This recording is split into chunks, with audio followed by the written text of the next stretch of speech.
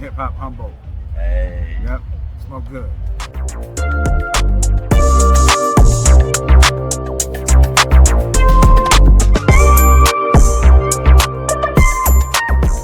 We're gonna put it on the podcast, and this is gonna be Gladys's HipHopHumboldt Podcast interview. You know what I'm saying? We're gonna maximize the time. You know, this is going out on the FM radio airwaves right now, and then it's gonna be archived on the podcast forever. At that point, right? Or until they drop the bombs and all the data centers get blown up, and nobody can access nothing. You know what I mean? Yeah. Before that, it's gonna be tape it. Right. This stuff. Exactly. Yeah, you know, people are doing that nowadays. Tapes are coming back. I'm about to get my bump box. It's got a dual cassette. It's got a CD player in it. You know what I mean? I'm gonna plug it. Yay. I can dub all them for you and do the manufacturing. I have the capabilities. If you want cassette tapes. I don't do CDs, but I do cassette tapes. Cool. All day. Heck yeah! And y'all be having cassettes. I remember at one of the shows y'all did at the Redwood Retro had cassettes. With Hermit Crab, we have cassettes. We put an album out on cassette and then thumb drives. Heck yeah! Well. But yeah. That way you're hitting the most. You're hitting a little bit classic, and then you can definitely use the thumb drive. But I've noticed that everyone is, and everyone meaning like even my niece. She was like, I want a boombox with a CD player. She wants CDs, and she's like 12. Yeah, it's just like that whole thing is just like, right, and you can watch it with the kids. It's just like, oh, they're going, and it's not necessarily it's throwback. It's just the fact that they can have it's theirs. Right. Rather you than, own it rather than it's theirs. They bought it. They can keep it and they can listen to it over and over again. That's the real factor nowadays because you know what I mean. Let's say you stop paying Spotify or Qobuz or whatever somebody might title, whatever people might be using, then you lose everything. That's kind of crazy. You know what I mean? Like I love that physical media is coming back.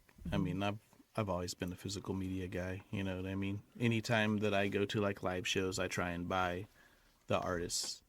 Something, at least one album, you know what I mean? And I'll still order stuff online from people if they have physical, Right. I'll buy the tapes just to have them. A lot of times, even some of the records that I've been buying, I don't even open them. I just buy the record and put it on my shelf and then... Talk about the vinyl. Yeah. Yep. So... Yeah, I just got my vinyl. I ordered the vinyl and cassette for that album that Nas and DJ Premier dropped, Light Years, like last year I think it was. Yeah, and I haven't opened the vinyl yet because I don't really need to, but the tape, I can pop that in my old Victrola. You know what I'm saying? I mean, I have all those playing devices, so it's just, The convenience of the digital is nice, though, to have my entire library in my pocket when I'm riding in the truck, for sure. Right. You know what I mean? Especially during travel. Yeah, travel is amazing. For the digital media. It's like my own radio station at that point. Exactly. You know what I mean? Right. I love it like that. You fill up a thumb drive and then just cruise. Yep. There's newer companies coming out with like tape players, CD players, but they have Bluetooth capability. And stuff. And so that's pretty cool. They're still trying to get everything up to with like some of the new technology. Like I know if you rocked with like a CD player back in the day, you'd be like trying to keep it stable. Right. You know what I'm saying? Right. If You you get that G-Shock one. Yeah. Right. And then you can run with it. Exactly. Like that Sony Walkman is like yellow or red. Exactly. Yeah. You got the G-Shock. Toss that thing across the room. So they saved that, right? And so they did. They put newer technology inside the CD players now that even if I threw it to you over there and you caught it, it wouldn't skip. Yeah. Right. Like, yeah. Because it's pulling it down and playing it, so it's got a buffer. Yep. Yeah. Exactly. So it's hit from many different ways instead of just that one going over the top every time. So yeah, it's crazy though. Yeah. It's crazy how far technology has come, and it's awesome that we're still able to go back and still be amazed by like different music, different experiences, everything like that. Right. You know? So like vinyl, you know, the warmth that you get, it's the fidelity with vinyl is different, you know, way better than digital. Oh, yeah. You know. Even cassette. Yeah. You know. That's that lo-fi crackle, you know. I've been going on the aspect that I still think, and this might be a hot take, but I think CDs sound better than vinyl. Mm-hmm. I think I do, you know, and in the aspect that you can push the master, you can push the mix a lot harder on a CD. You push it too hard on a vinyl, it jump right out the the groove. But literally, I think with Gladys and like with Hermit Crab, I mean, we're kind of not putting it on. We're not putting it on streaming at all. I mean, you can get it on Bandcamp, but it's pretty much yeah. From the beginning of Hermit Crab, we were just like nah to Spotify, and it was just in the aspect that I didn't want to deal with the digital distribution. I was fine to put it on a streaming thing. I just didn't want to deal with the middleman because it's just like I've had so many friends have like, and even bands that I was in, like you look at your Spotify account and then a random song will show up. Mm-hmm. It's not you, but it's a similar name, and it was put through, and you're trying to get a hold of anybody, and there's just no consistency in that. So it's just that was the original, and then they spun off in their own. They ate their own tail because they're capitalists, you know, in that aspect. But right, not to get in the rant section of this. Oh, please do, because that's what I do on here. I do all shows. Well then, all right, put your tinfoil hats on. No, but no, we took. It wasn't necessarily like darn the man, whichever one you can say, but it was more in the aspect that it made more sense because I've never experienced any jump or revenue or streaming or anything in aspect, but I've always seen CDs or things sell, and we've sold them ourselves, and that's how I saw them sell. Not a lot, you know, we're nobodies, you know, it's just fine, you know, but it's just like, but it's in the aspect of like I can see it moving, and then I know someone's going to listen to it, because that ultimately, to me, I don't care what happens. I just want you to listen to the damn thing, you know, because that's the only goal. It's just to be that like even if you sell 10 of your cassettes or 10 of your CDs at $10 a piece, that's $100, right? Exactly. Yeah. And how many streams do you have to get to even make $100? Probably be like 100,000 streams or something like that. You get like cents, like. They broke it down when I did Verge Folk and Friends, and you get like the receipts in your email from people buying them and stuff. It's like cents on the dollar. Yeah, it's When was that? Yeah, it's point.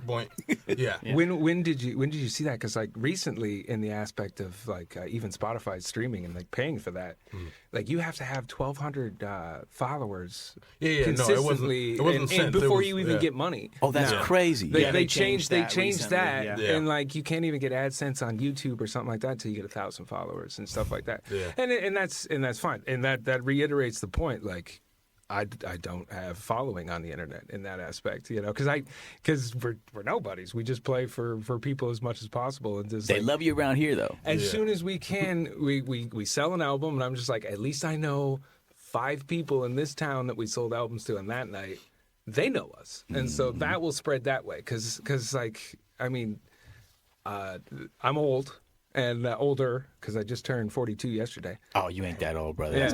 But I mean, it's just like compared to a lot of the younger like kids at this point in the music scene, you know, all we had was CDs. We didn't have any streaming thing, because like I made my first album we made was 2003, and that's a long time ago now.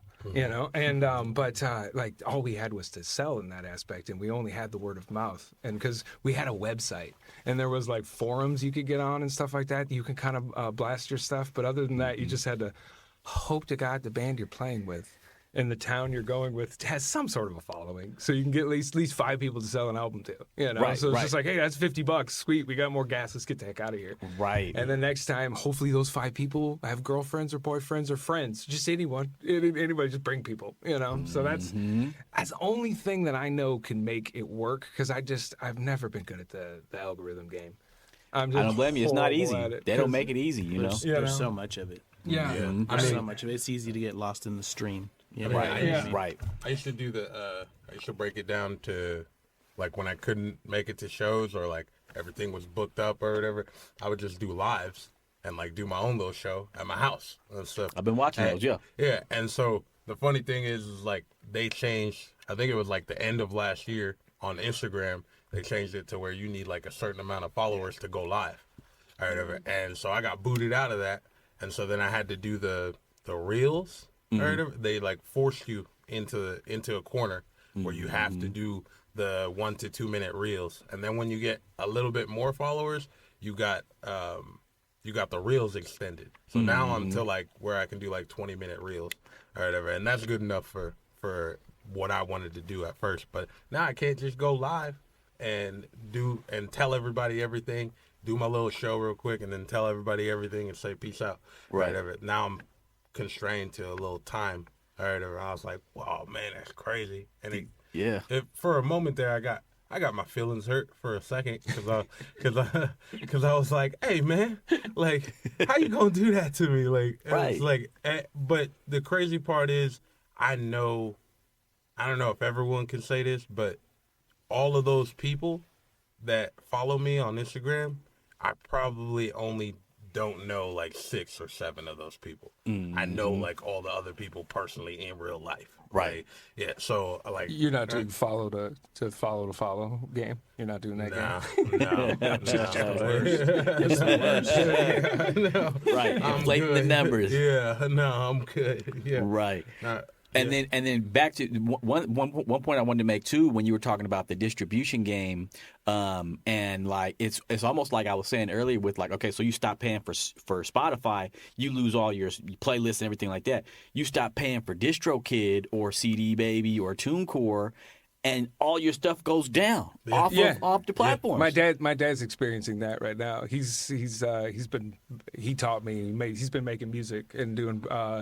Since rocks were soft at that point, but he's having such a struggle with getting all his stuff in one spot, and just with that, and it's just like trying to get a hold of someone. I mean, I think there was one factoid I saw, and 70% of all statistics are made up, but like there was only like 250 employees at one of, like, the DistroKid or, like, one of those, right? Just distribution X, right?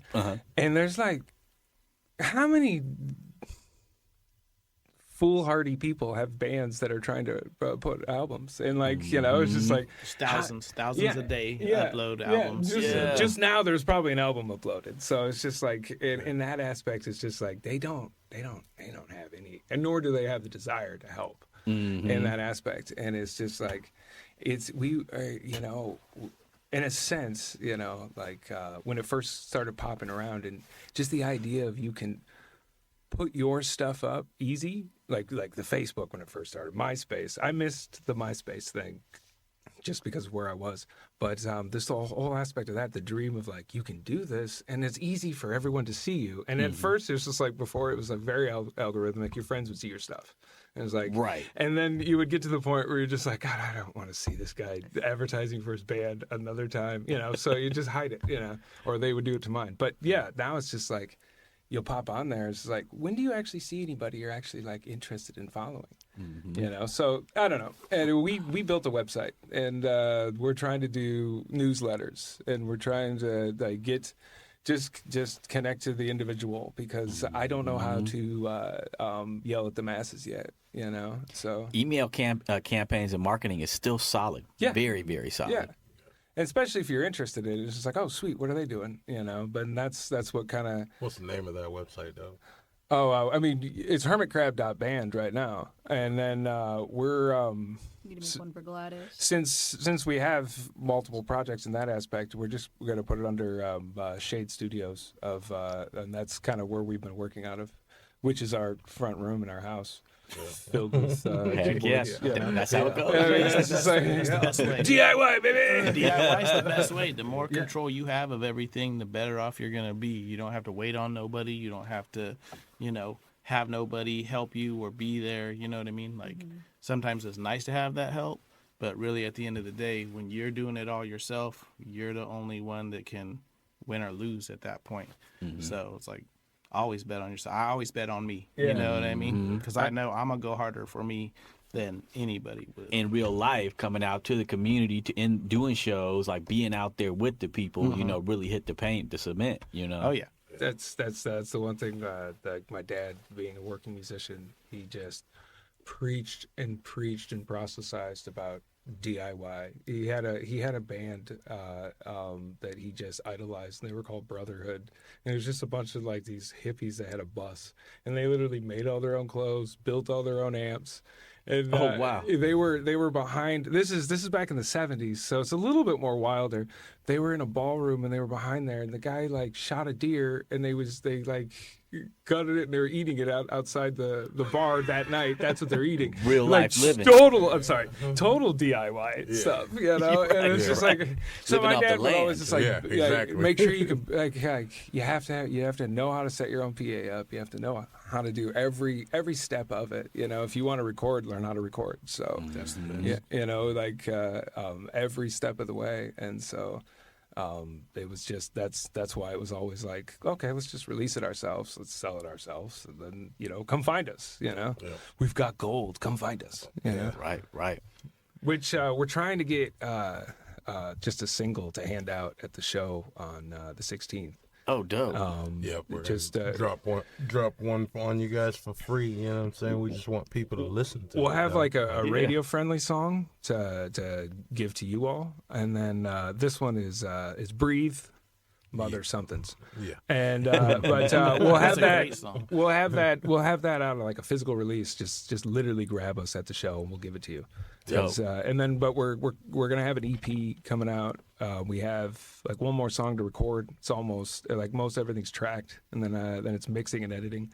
Yeah. And then I don't know. All together for all three of us, I think we got about 5 releases coming. So just with what we're all working on. So Dope. that's why we haven't been playing for a while, and Getting it done. we've been hiding At Shade Studios. Yeah. Grinding. Yeah, that's Grinding. that's the hermit part of our adventures. But yeah. That's dope. And so I can't wait for, you know, so we want to talk about it. We want to talk about the show coming up. You know, let them know. Now, what I can't do is I can't put out a call to action and say, okay, like, I want all y'all to do this and go to. I can't say that, but y'all as the guests can let the people know what's going down, and then, you know what I mean. Then they're gonna come and show up. You know, and that's coming up. That's Thursday, right? Yeah, it's April 16th at Outer Space, which is probably the coolest place in town. I mean, it's DIY, it's nonprofit. Everyone there is there either volunteering or wanting to be there. Yep. And they're streaming it. So if you literally are in a different town, you can see it. They have a YouTube on that. They're the coolest people. It's gonna be Homeboy Sandman, Coolsy, Eli Fowler, and then us, Gladys. We're opening the show. Yep. Dope. But it's April 16th, and it's how much is that ticket? It's $13 ahead of time, $18 at the door. So you know that now. So- And doors are at 8, like always, and the music will start at 9. Sharp, as you know, a knife. And like, there's really nothing else to do that night. And even if there was something else to do, there's never going to be something better to do except come out and hang out at Outer Space with us and listen to original music, because that's really the point, is original music. It's really a special lineup. You know what I mean? Like what these guys bring. Gladys, I've seen them perform, and you know they're pretty amazing live. Eli, I've seen Eli lots of times. Eli's pretty amazing live. I haven't seen Coolsy live. I can't vouch for Coolsy. So he's on tour with. He's on tour with Homeboy Sandman. Okay. Yeah, so he's actually who I've been kind of dealing with the most in terms of just like setting it up. Originally, I reached out to Homeboy Sandman himself, and then kind of put my pitch out there. And then he said, "Okay, I'm into it. Work it out with my guy who basically books my tour," which is kind of the same thing that happened with Blueprint, because they usually have like a guy that handles all that stuff for them. Right. So it's just whether or not the guy is going to agree with what the artist originally agrees with. So far I've been lucky, and both times the artists have, you know, everything stayed with what I originally agreed to in the beginning with the artist. They didn't go left. Nobody went left Well, on you. you know, when you add in another guy, he's trying to get his cut too. You know, because there's other shows that I've almost booked. You know what I mean? But there was just too many middlemen in it, 100%. and it's like when you get too many middlemen in it, you know. You Right. start getting taxed, you know, and 1,000%. I can't afford the taxing on it because I'm not making a lot on these shows because, like he said, the Outer Space is a nonprofit, and that's one of the reasons why I really like working with them. Brandon down there is amazing on the sound, super cool dude. You know, they wanted to expand in more hip hop. That's my forte. I can do it. You know, I got lucky with the Blueprint show. I got lucky with this show. I'm gonna hopefully keep getting lucky. Hey, that's what's up right there, you know. No, what you said is exactly the reality of it. So I'm just for the listeners tonight, I'm just going to drop a little bit of knowledge. So I was dealing with a concert promoter that was handling DJ Quick's tour that him and Sugar Free's about to do. Right. They're about to go on tour. And so this concert, and I ain't mentioning no names, right? Because yeah. that's when you start to that's when it gets crazy, right? But I'm, you know, but this dude hits me up and he's We like, won't yeah, right. And if you're listening, don't, you know, just keep it between us, you know. We're not in Vegas, but keep it, you know. You know, but the dude's like, he's like, I mean, I'm just telling y'all straight up, this is what it was. He was like, okay, like, can you make it happen at, like, let's say Blue Lake or the ATL or someplace like that? And I'm like, well, what's the numbers looking like? You know what I mean? And he was like, you know, Quick and Sugar Free, he's like, they want 20 racks. Oh yeah. And I'm like, Easy. I'm not sure. You got know? to crunch. Well, I mean, it's like, what's the deposit on that? Then you're gonna have half up front. A lot of times, at least a third. You Right, know that what they I mean? want. That- You know? and that's the deposit. Win, lose, or draw. You're out that if they decide not to come. If your paperwork ain't straight. Which You we know talked what I about. We talked about before. That happened to me with another show a Yes. couple years ago. You know, I was Yeah. just out of some money, and it's Yep. like, bro, like, you know, Yeah, like, that's So- definitely happened before too, when they kind of set up all of us as like the openers and everything, and everyone's like, you know, we'll give you this change, and then we're like, all right, cool, and like get real excited, and then all of a sudden, oh, sorry, dog, like Yeah. something went left. I don't- and I then don't- yeah, Yeah, and I don't then- run business like that. Business is business at the end of the day for me. I'm a solid cat. Even if I lose, the openers are going to get paid. The dude that shows up is going to get paid. And hopefully if they come back, then we'll get it next time. You know what I mean? Like any of this, like for me, music at any time, it's always a loss. That's how I look at it right off the jump. Like I do it because I love it. So I'm going to invest in hopefully, you know, put myself out there and go hard as I can, come to the radio shows, hang flyers, get quality acts. you and your know? homie are solid with the flyer game, man. And I see you your see flyers them all the every time. day. and that It's just me and the neighborhood kid that I pay to come with me and jump out the truck. You know Yeah. what I mean? Bless the kids. No, Yeah. I know. That's the So, youth. but Yeah. but he's learning. I'm teaching him. You know what I mean? Like, look, this is a viable thing that you can get paid to do. You know what I mean? Like, and I've done it before, and my list is like thicker than a lot of the other promoters that I see because my flyers is up in spots where I don't see other promoters. You know what I mean? So it's just I'm not green to this. You know what I mean? Right, you've been So- doing it. Yeah, that And- Blueprint and- show was off the hook. What's that? That Blueprint show was off the hook. That Blueprint was- show was that something special, and that's that really was- what I think that that was this great. Homeboy Sandman show is going to be too. Because I saw Print when he came back with Greaves. Like I went to the Greaves show, I hollered at Print. I was like, "Hey, you know what I mean? Even if you coming through town, even if I'm not setting it up, holler at me, bro. I'll put it out there. You know what I mean?" He's like, "Oh no, when we come back to town, we messing with you, like all day long." He said out of the 72 shows that he did, that one stood out. You know what I mean? Wow. That was a It wasn't like it was a lot of people there, but because that venue is the size that it is, the 83 people that were there, because I cap it at 85, you know what I mean? We can hope we can get 100 in there, but I cap it at 85 to be safe. You know what I mean? With all the extra people and the bands and the people working, you know what I mean? Right. So I was 2 away from selling it out. I had 2 wristbands. I had 85 wristbands when it started, not including what I gave to the bands and whatnot. Right. Oh, you And sold out. So I had us 2 away. It's not a sellout to me. You know what I mean? Sellout is a sellout. You know what I mean? I hold myself to a high standard. You know what I mean? But that being said, because that venue was so small and intimate, you know what I mean? Everybody really got to experience that show in a way that you wouldn't normally get, where the stage is, you know, far away from you.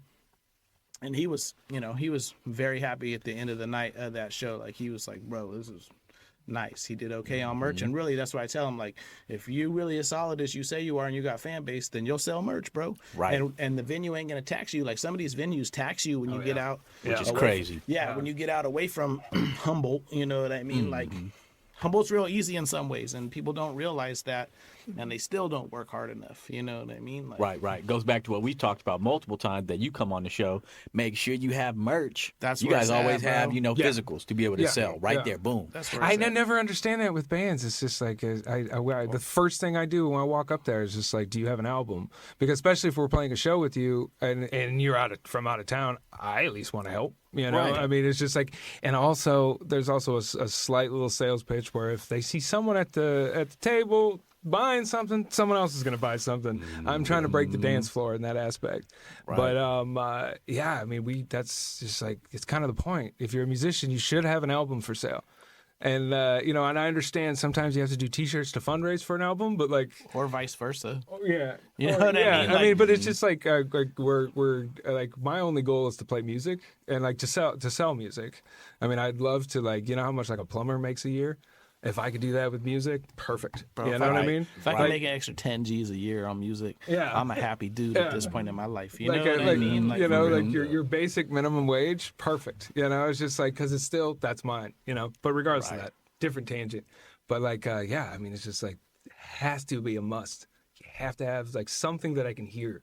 If it's not a full album, that's cool. Just give me a song. I want to remember you, because if you tell me your Instagram handle, I won't remember it. I can't stand that. I just won't, because what's going to happen is I'm going to open up Instagram or whatever thing, and I'm going to look at it, and something else really flashy is going to be there, and I'm going to totally forget who the hell you are. Right. I'm sorry, you only told me your name once, and I'll remember your face, I'll remember the song, and I'll be sitting there like that later, like a couple weeks later, like, who the heck was that? That band was so cool, And like, give me your album, just give me a CD, I'll buy it. It's fine, Right.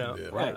Yeah. But that's kind of our mentality. That's because it's just like, that's the only way you're gonna really remember is if I give you an album, Right. Or like you buy it from me. Either one. Right, I prefer right. the second.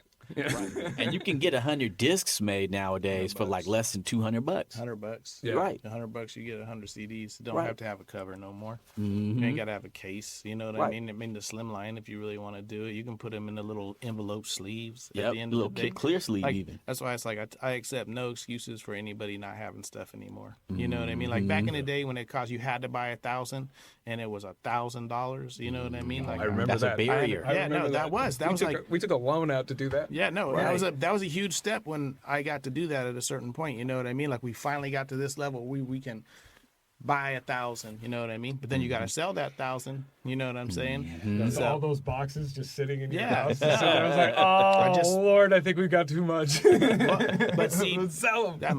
that motivates me personally. You know what I mean? Like, because I got, this is the goal anyway. You know what I mean? Like, I got to get this money back that I put into it regardless. So I have to sell X. And then past that's all a bonus. So it's like, if you really want it, you really want that bread, like, Yep. I don't know. That's how it used to be, out of the trunk. That's, or hand to hand, just in, you know what I mean? Like, even Cats in the Bay would just be down, or any of the cities, they just be out wherever. The gas station, when the mixtape game was super heavy, it just hit you up like, yo, you get my mixtape. That's how it was when I was like 14. I was like selling mixtapes from my homies, from my older homies. Yep. You know what I'm saying? And they were like, hey, bro, if you go down there to the corner and you go do that or whatever, you go sell that for me, I'll buy you dinner and I'll give you $30. Yep. Like at the end of it or whatever. And I'll be like, all right then. Yeah. I mean, I need to find some that's people like that. yeah. Well, that's why all the cats at like the Hutch and stuff like that. That's why all the cats know me and stuff like that. Well, also because like DTA was across the street and I used to freestyle there when I was like 14, and so I rapped everywhere I could, freestyling wise or whatever, and like I broke free of like trying to write stuff because I kept writing stuff, and then one of my older homies was like, "Yo." He's like, your lyricism is dope. And he's like, don't get me wrong, but you ain't got no story. And then I listened to it or whatever, and like my mom, my grandma, all them and stuff. They're like, no, you do have a story, blah blah. And I was like, nah, he's right. Like I don't, I'm How old rapping are you? about I was like 14, 15. Well, yeah. I didn't have no story. I didn't live no life. I mean, yet. you did. You just didn't know how to but process it. Yeah, at I couldn't that point. articulate it through meaningful words or anything like that. I was rapping about doing wheelies on Turn a out the bicycle. light, it's bright. Yeah, No, I'm saying like, Exactly. Hey, yeah. But if they was the wheelies, you know? You can To rock me- wheelies To too. me, they meant something, right? Yeah. But like Right. nobody, Open up the mic, Sam. like nobody else besides every other 14-year-old could get any message from it. So he was just like, maybe you should like live a little bit of life. He's like, don't stop rapping, don't stop making music, but like live a little bit of life. And I took that as, all right, so try and make music not as boxed in. Because like everything that they were teaching me inside the studio, I'm grateful for. Even to this day, I was grateful for. But like, you know, it's like count your bars. This is how you set up a microphone. This is how you set up recording and everything. I was like, oh, all right, that's tight. But then I was rapping like them. When I listened back to it, I was like, oh snap, I'm rapping like the big homie, which is cool That makes up into a sense, though. into a certain point, and then you make your own yeah. style. And so how I made my own style was going out there and freestyling against like older cats and stuff. And then I was like, oh snap, like you actually don't. It's like you don't have to. Not the same formula has to work for everybody. You could do Yeah, something so- different. Yeah. And I was like, I could freestyle a whole album, which I did, just out of curiosity. Just freestyle a whole album and see what happens. Freestyle all the beats and see what happens. Like had a homie just like make beats right then and there and then freestyle a whole album. That didn't get recorded, but you know what I'm saying, we did the whole thing. And that on top of like doing the flyers, like getting to see different parts of the city that I otherwise wouldn't get to see as a kid, you know what I'm saying? And also, it's different now for kids or whatever, like, but, you know what I'm saying? I was on my bike from 7:30 in the morning when my mom could kick me out because I was homeschooled or whatever, so she was like, nah, you ain't staying in the house eating all my food. She's like, 7:30 in the morning, you leaving, and you don't come back to the street lights, come on. And so I go all the way across, I go to my homie's house, and I used to live in Sunnybray. And so I go from Meadowbrook Apartments, and I go all the way to Healthsport.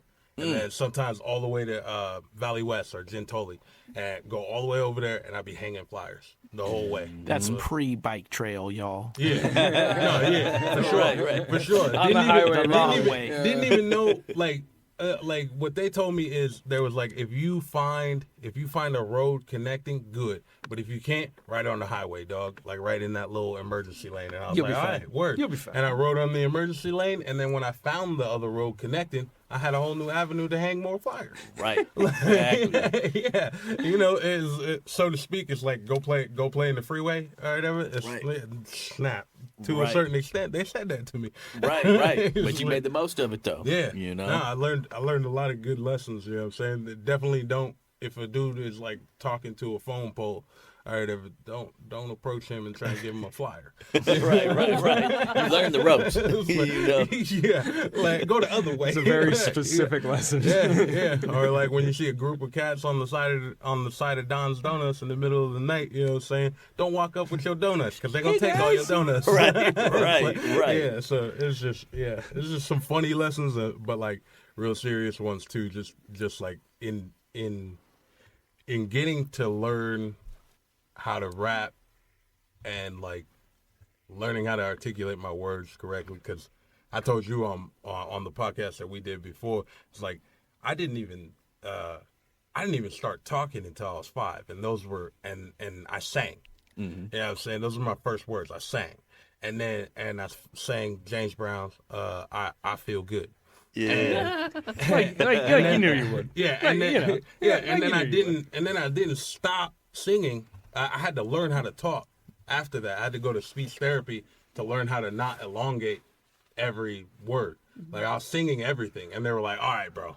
After like Oh, dude! 6 months, If you still had the singing talking voice, that'd be so rad. I'm sorry. 'Cause now I Right. Now I could find people that accept me, right? When Yeah. I was a little kid, and like early 2000s or end of 90s, you know what I'm saying? And so they got me in speech therapy. I learned how to talk and everything like that. And then I just always fell in love with the music. I always had. I was telling my son this the other day. Is like, shout out to Lyndon, by the way. But I always had music around me, like regardless what I was doing, I would find a way. And like I was lucky enough to be a part of that. You know, I was born in '93, so I was lucky enough to always Walkmans and everything already existed. You know what I'm saying? So I already had the availability to have everything mobile, like on me. You know what I'm saying? So when I woke up, that ruled. Music. When I went to sleep, like I went to sleep with music. You know what I'm saying? So right. So and went through all the different sections. You know what I'm saying? It's like tape player, CD, and then the first iPhone or the first iPod that was like janky, and then all the MP3 players, MP4 players. Yeah. I did. Yeah. With your digital MP3 players on capture. So I just remember the time when I was a kid, and because like music was like my dad had a recording studio in his basement, like, and it was the whole thing with music. It was like eat, sleep, music. You know, I don't know the difference of like the Maslow's hierarchy. It's music is in there too for us. I remember when I was old enough, we'd always pick out records. I remember when I was old enough to finally be able to put the needle on the record, where I was just like, and he was not like he allowed you to. Yeah, that's what I'm saying. You know, it's just like, oh man, because I was obsessed with Frank Zappa's Overnight Sensation, which I don't know if like a kid should be listening to that, but it's very sexual, but you know, it is what it is.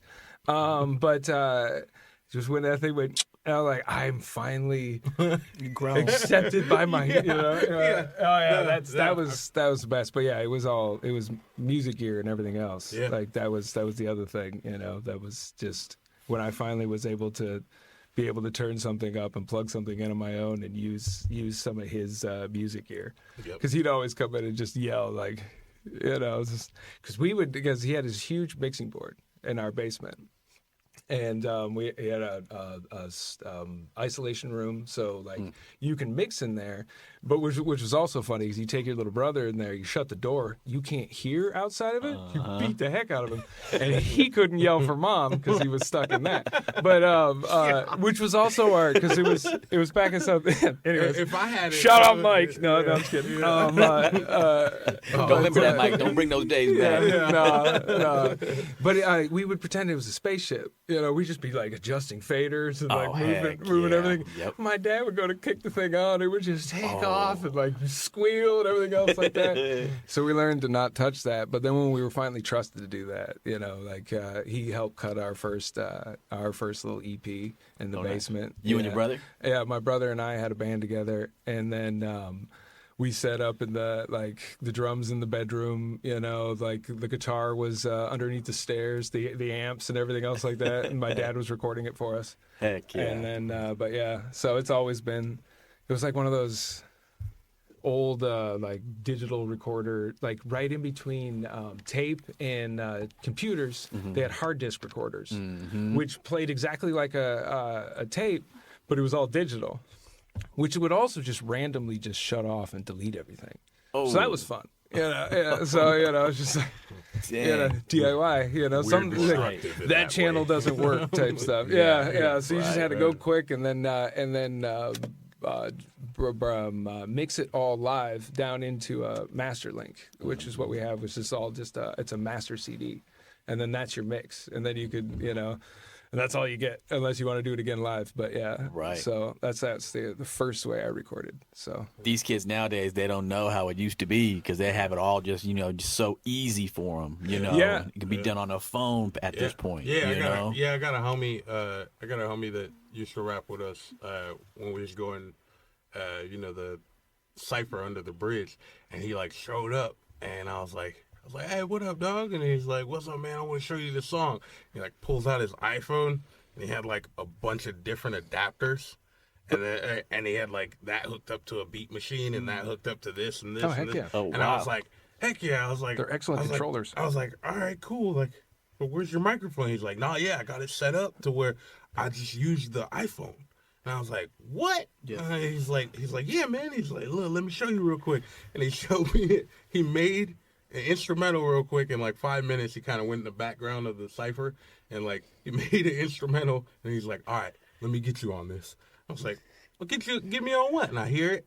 Beat sounded great. Yeah. Like someone done made it in their house on a regular computer. You know what I'm saying? And then he's like, yeah, let me turn this up. I was like, dang, that's crazy how far we've come. Right, right. Yeah, you could do everything, and you ain't even got to get that complicated because there's, you know what I'm saying, me and Dan have also like done our own things on just an iPad, like because of, you know what I'm saying, not having money and stuff like that. Oh, yeah. And still having a pro level setup, you know. Yeah, like yeah, on the just iPad. doing your own thing. Yeah, at this point we have a pretty decent. I definitely have like a kind of a hybrid setup where I use some like outboard gear and some in digital. You know, it's just like You kill it on the SB404, man. I've seen you live doing it. You know what you're doing. That thing's second.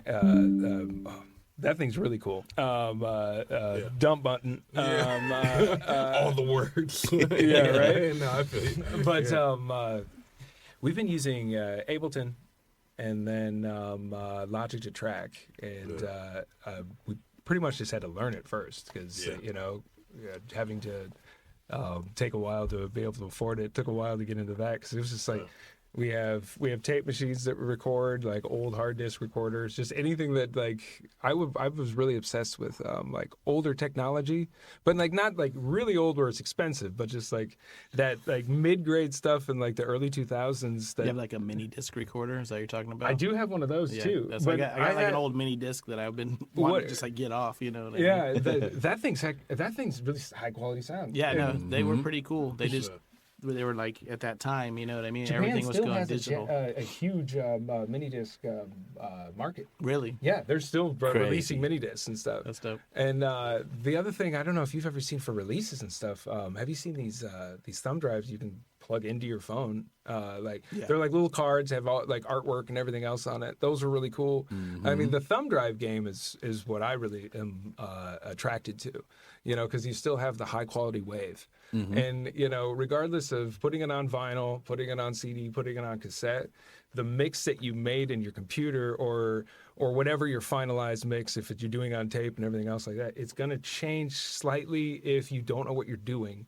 And, you know, I'm not a absolute pro. And, like the wave file that you bounce from your computer, that's it. You know, that's the most purest form, you know, but like the romanticism of putting an album into something, putting a tape on, hearing all those sounds, hearing the fuzz and everything else like that, that's the experience part. That's fun. You know, you can do it at your house, where I don't know if there's like a big gap in generation.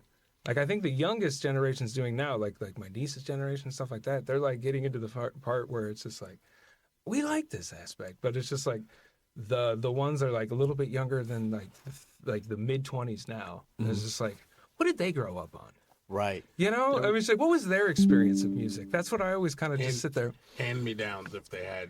Maybe, but like half the times their parents or like us, just in general, as like, because like we would be their parents, you know, at like my age, it's just like, we gave up all our CDs. We did everything digital. Like, what do you have to, like, how did you experience music first? Because I had the whole aspect where my dad, like, chose the record, put it on, and it's just like, oh, now I can finally put the needle on that, right? And then everyone has that physical medium where they're just like, you know, Verge had a mobility of his Walkman, and he walks around with it. Yeah, I was just on like, tapes. Yeah. I would assume it was when they got to play their playlist. You know what I mean? Okay, Because that's I know their rite that's of like passage. for That makes my sense. daughter. Okay, you know what I okay, mean? yeah, that makes It sense. was like once she could put her playlist on in the vehicle, or She got handed the aux cord. yeah, That- well, I that- mean, or the that- Bluetooth connection. You That- know at what this I mean, or point, whatever yes. it At is, this point, yes. Okay. So And they're good at playlist making, like real Yeah. good at it, because Yeah. they've been doing it their whole lives. yeah, Yeah. Yeah. No, and the thing that I was talking to my son about the other day, because we just got like Netflix or whatever, and he was like, where did like Netflix come from? And I was like, oh, it's a streaming service, but and then I think he was talking about something else, but I went on a dad tangent. And I was like, you know, Netflix actually used to be like, they used to send you it in the mail. and you used That's how old I am. The internet used to come in the mail. Right. I was like, I was like, they used to send you a disc, and it was cool because they had no late fees. And like, I remember it was like when video stores was kind of going out of business. Yeah. And like, and that whole thing was like Redbox, Netflix, all that stuff. And before there were streaming services.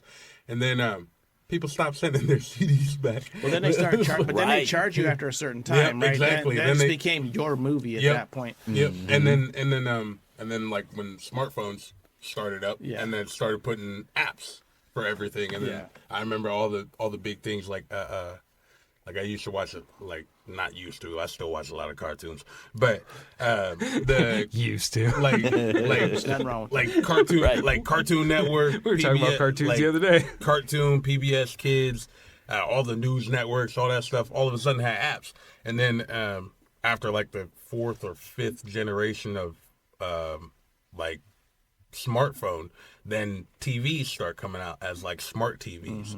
And so like you think about that as like there's still kids being born through all that time or whatever. So like if your kid's born and you have a smart TV, that's his media or her media. Right, completely on demand. You know, you decide what you do whenever you let me. You ain't gotta worry about scratches. You ain't gotta worry about none of that. The biggest thing you gotta worry about, which is hilarious, is when like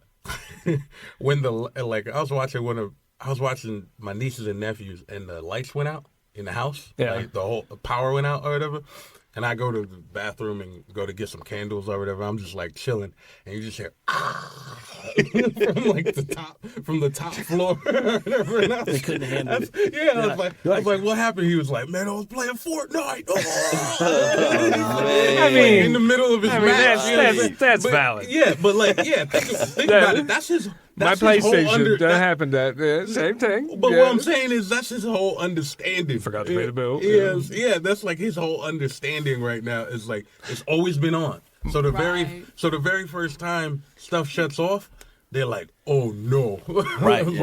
My only random question on that aspect is like for this is definitely not like new technology bad type thing, but it's just more like how would I discover music now?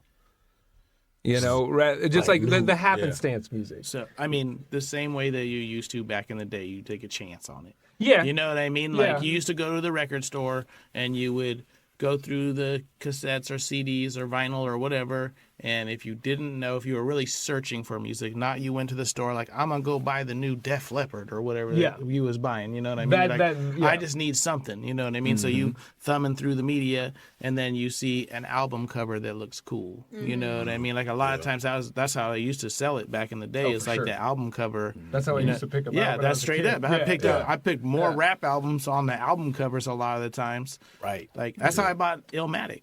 I didn't even know who Nas was. You know what I mean? I bought Illmatic just on the album cover because I thought it was cool. I was like, oh, you got like the kid on there? That's crazy. You know what I mean? Right. Then there was the years in hip hop, at least, where like all the album covers, like the name was all like blinged out. Oh yeah, super blinged out. The pen and pixel era. Yeah, right. Pen and pixel did them all. Yeah. Oh, like the big timers artwork. Yeah, well, there's a whole like that, it's them from a long time. The pen and pixel artwork like is definitely like, and that was like early computer art at the time. So that was like it looked great. at the time. For what it was, you know what I mean? Like it all just kind of started to blend to be the same everywhere. Like there's full-on forums and like different articles that I read about like the most terrible like hip hop album covers, and a lot of times they're like pen and pixel designed them because the guy's like, yeah, make me eating diamond cereal with some grizzly bears, you know what I mean? Right, and they would do it. Yeah, and they would, and it come out like he's just eating a bowl of rubies and emeralds with some grizzly bears, you know what I mean? Right. And all his teeth are emeralds. Yeah. You think I'm joking? That's a real album cover. Yeah. Right. No AI before AI. I believe it. You know, I don't put anything past album covers in that aspect, but not anymore. No. It's I like the aspect of just going outside, going out on an adventure, and then having the experience of finding something. Playing other people's playlists is really how I find a lot of newer songs. How do you find other people's playlists? I just type in whatever kind of music I want to listen to. So I'm like, sorry, this is explaining things I'm just to Dan alternative hip hop. You know what I mean? Because that's what I lean into a lot of the time. So I'm like alternative hip hop, and then boom. And then there's somebody have a playlist, alternative hip hop. And I'm like, okay. And if it's not all straight MF Doom, because a lot of times that's what it is. It's just like somebody just took every MF Doom album and just put it on there. Like, I check the playlist and make sure like it's a real playlist. It's not somebody just throwing whole albums on. You know what I mean? Or maybe I want to discover a label. Like I did that with Definitive Jux recently. Like somebody had a playlist with a bunch of Def Jux stuff on it. And I never really got heavy into their catalog back in the day. And I'm like, I'm going to revisit this because maybe I'll lean into it more now than I did back then.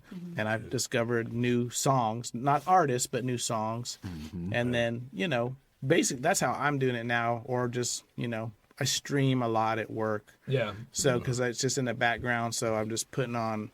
The thing, though, nowadays that I found with myself is I have a hard time listening to a whole album anymore because my attention span has gotten to a point where it's like I need to move on. This isn't exciting enough for me. It's not hitting all my receptors right away. Is it old albums that's doing that? No, of course not. Because anything that you hold, your nostalgia. No, not a nostalgic one, but like an album that was made older and it's new to you. Because I'm just wondering if the pacing is different. I think that some of the pacing is different.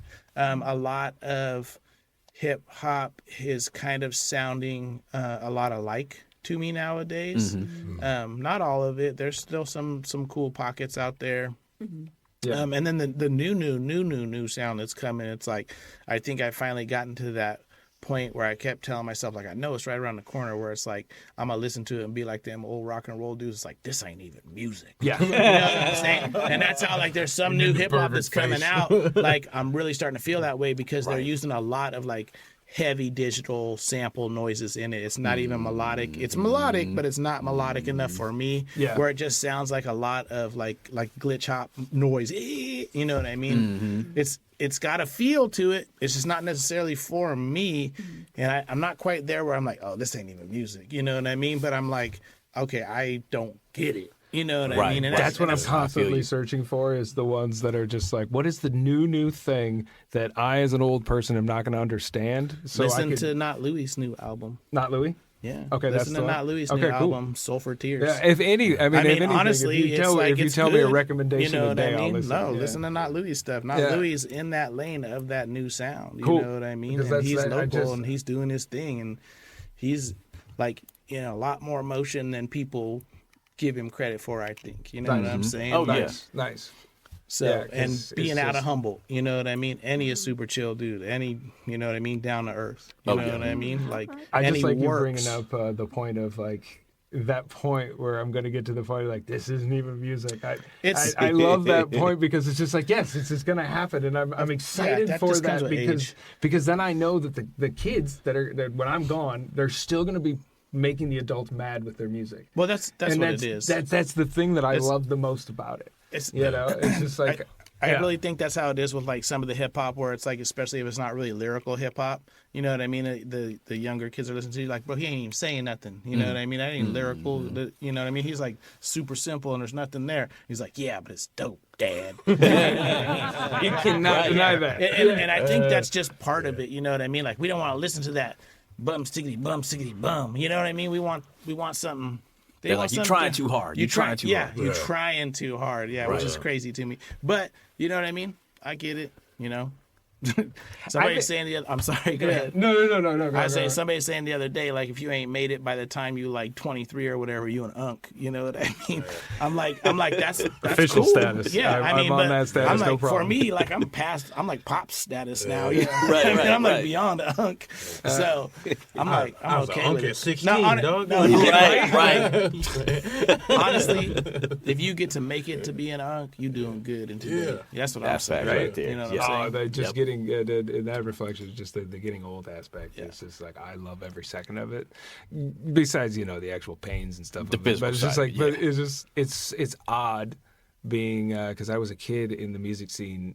I was 15, started playing in bars. Playing all over the Midwest in a blues band, and I was always the kid. And since I started from there, and I've always been like the young kid playing. And then at a certain point, I say something. It's just like they're looking at me like I was looking at them when I was like starting, and I was like, "Oh crap, that's weird."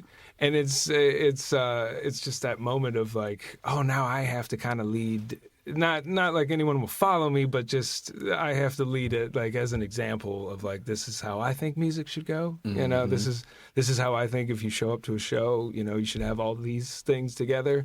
You know, good gear. You know, like not good gear. Gear you know how to work. Right. Yeah, it doesn't have to be good. You know, it's like PV and like Behringer and like Crate and all those like entry level stuff all day. Sure, go for it. But just know how to work it. Just just you know, take the time to learn. You know, it's just like the desire and the curiosity to be better. You know, I mean, it's just like I love the punk rock ethos, and I think hip hop shares a lot of that in that aspect. It's like we're just going to do it ourselves.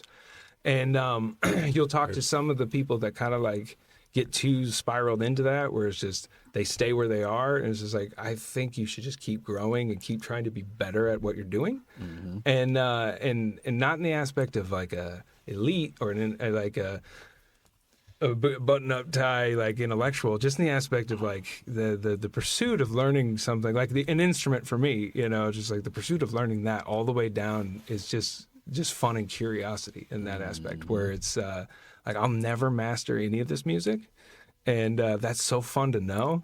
It's kind of a nihilistic approach, but in like this positive, happy, nothing matters, but that's okay, you know. And it's so fun because you're never gonna perfect music. You know, you might be able to push it in some weird way, your own way. That's the strange way, but it's just like I'll never master it. And it's such an interesting thing to like just ride in that aspect of, because it's just like we're all trying to, or at least trying to do our like present our best in that aspect. Right. And that's so quick segue here. Actually, we were like the way we met was through Dylan. Yeah, Dylan Collins. Yeah, Dylan Collins. With the rhythm and rhymes and everything else. That was the first place y'all performed.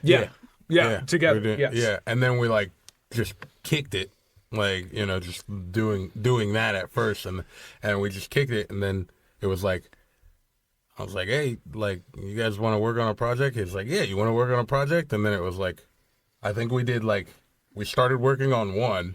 Yeah, we did one song. We did one song, and then I think we kicked it for like 14 hours or something like that, and we just kept jumping with like different ideas and stuff, and then we were like, I think like 4 days later, Dan calls me, he's like, you know, just like being a band. That's the world I come from. Is like we start it's a band now. Yeah, right. It's just like, yeah, sure, it's great. So like, that's how it goes. Yeah, it's like for sure. It's like we played around with the name a little bit and stuff and try and figure it out, and then I think it's just randomly like he came pick me up from my house and was like, we're riding to his house, and I was like, what about Gladys? Yeah. Sure. Yeah.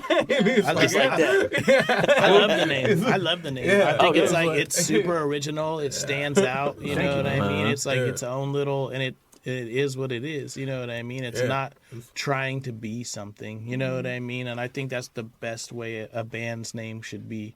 You know what I mean? It's very natural. And that's why we went more towards being a band rather than like, you know, in the traditional aspect of more like hip hop, where it's like a producer, a DJ, you know, and then the MC and everything, where it was more like I don't make the beats, and then he comes and sings over it, and then Verge comes over and sings it, like like we're all trying to just sit down and like write it like a song, like because I don't really know how, like I don't really have the experience to like just pump out beats, you know. It's always just been songs, you know, where it's just like in that aspect, it's like let's form it as a song, you know, and nothing in with no ways better. Obviously, I just don't know how to work in that aspect. You know, where you have like a even without anyone there, like you'll get some of those guys, and it's fascinating how they do it. They're just cranking out ideas for maybe who they ideally want to be on it,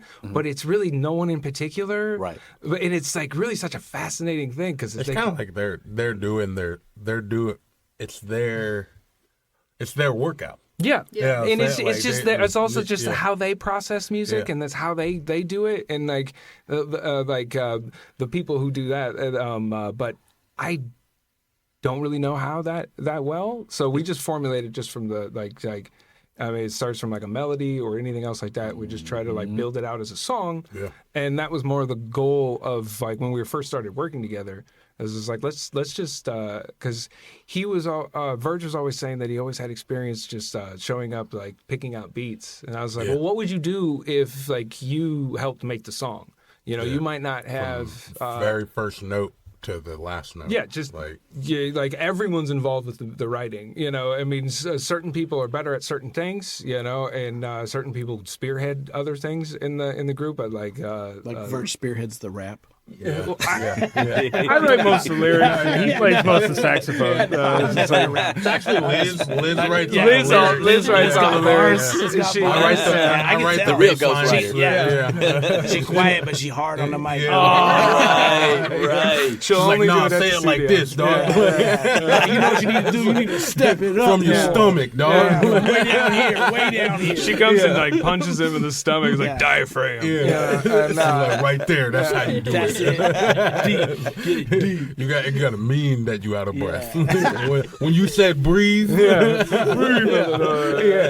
Don't even touch it. That's funny. Real quick, let me break in for the station identifier at the top of the hour from Playhouse Arts. This is KHHALP Arcata 94.7 FM, community forward radio broadcasting from the heart of the Creamery District in Arcata, and we're good to continue on until about 9:55. Heck yeah! Sorry for the interruption, y'all. You're listening to Hip Hop Humboldt Radio. It's all good to plug this radio station because it is so awesome. They were doing the reggae show before, right? Yeah. Mike Hansen with the Saturday sessions, and then the week we're not in here is DJ T, Sovereign T.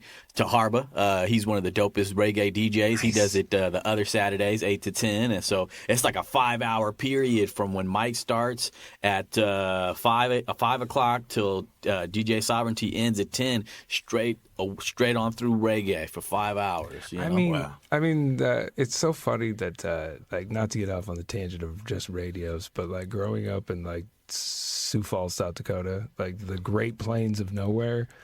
And like the only thing you would hear of anything would maybe Stevie Wonder Superstition every 3 hours on the Golden Oldies, and then you might hear Bob Marley's Jammin', you know, and then they'd have all the like it was like the Puff Daddy era on rap, so it was just like. I was like, oh, and I'm sorry, but it was just like it was all top 40 radio stuff, and so like to the aspect of this, and it was like, man, I'm jealous of kids that are growing up now. You know, it's they used to have like college radio. You know, they what would I mean? have like, that. That was big when I was young. That was like where you really could only get like hip hop heard on the radio in the 90s. You know, at like 2 o'clock or 3 o'clock. Well, in the morning it was like there. basically midnight till 5 in the morning. A dude did a radio show, and that's when you would catch it. I actually ended up with a bunch of cassettes from somebody recorded a bunch of the shows, and I ended up with like probably 100 cassettes of just the radio from local up at KHSU. Crazy. The dude, awesome. Robin in the Hood was his name. Nice. And he would play reggae and hip hop, and it's all like early to mid 90s. Like the earliest one's 91, the latest one's 98. So it's just like golden era stuff. Right. And I've listened to some of the tapes, just kind of like, you know, just have them on in the background, and then it's like I'll hear a song I never heard before. You know what I mean? Because it was just like people would send their demos to the college radio stations to get play, and I'd be like, "Oh, who's this?" And thank God for Shazam and Google. You know what I mean? Right. Because basically, I just have the internet tell me who it is, and a lot of times it'll know unless it's a weird remix. You know what I mean? Yeah. But college radio used to be the way it is. Yeah, our college radio was all that like emo Midwestern. Yeah, no, rock. I mean, but that's of course, you know what I mean. Like it was great and everything else, but it was just like they had that too. To you experience know what I mean? anything with a groove, it was just like you'd have to like set your alarm for 2 a.m. on some random. You gotta know your audience. Yeah. Location. Either way, I'm right. Long story short, I'm jealous of the radio station here. It's awesome. California. Yeah. It does know how to party, you know. and they do. And speaking of that, no, totally. Speaking of that, there was the party here locally. Yes. That was the old radio, program station. It was all hip hop. That was the first that was all hip hop during what you would consider daylight hours. You know what I'm saying? Like 8 a.m. driving to work, you could hear hip hop, and they actually played local rap. I mean, that's really how Potluck busted through on the radio, was on the party. That makes sense. You know what I mean? That was on when I first moved up here in like 03, beginning of 04. And I was like, okay, so this is dope, because I'm coming from LA. So I'm like, hip hop is well represented. Yeah. And then the party went away after like a few years. And then it was just like nothing. Yeah. Until basically and I may be wrong about this history, but basically up until Goldie started doing his radio show years ago. Yeah, I mean, you still get the top 40 rap, you know what I mean? Right. That little Dirk song was all over the radio. All my night. I mean, that was all over the radio. Right. So it was like, I hate to say Post Malone was all over the radio, but Post Malone was all over the radio when he was still hip hop. Right, you know what I mean? That hip hop that made it to that point where it's like basically pop. Yeah. I mean, and that would be WAP the only was thing on you the get radio. exposed to. Yeah. So it's just. See, our main exposure when we were kids is we had the Rhymesayers crew up in Minneapolis. I bet that was huge out there. It was awesome in that aspect because we like our live shows out in that area. We had a big one when it came to like punk and metal. And then all those guys kind of got older, and they started getting into the Rhymesayers and all the Minneapolis crew and everything else. And they started bringing all like atmosphere, idea, and abilities. They brought Blueprint in. I missed the show because I was out of town, but I missed that one. But it was just like Sage Francis and all. You could just go down a list of all like kind of like who's really popping in that kind of scene in that spot. But it was like no radio play, but like you get the albums and everything else like that. Talk about DIY, those dudes for real DIY, just like Living Legends, and then you know what I mean. That was my first exposure all to them real dudes in like, that hip-hop. era. Especially with like physical media kind of almost starting to die in that era. You know what I mean? And they still made it work and still did their thing and still built legacies and labels and all that stuff. Like. And it was still expensive right at that point too. Like yes. It was not cheap. No, it wasn't cheap. Grinding, Even to get Pro Tools at that time was like $1,000 to buy Pro Tools back then. Because I remember when I bought my first Pro Tools, like I saved to get my Pro Tools. You know what I mean? Just to upgrade and just because that was the new standard. You know what I mean? Was to be on Pro Tools. And folks are still using Pro Tools. Digi 001 and you were rocking it? Dude. Heck yeah, dude.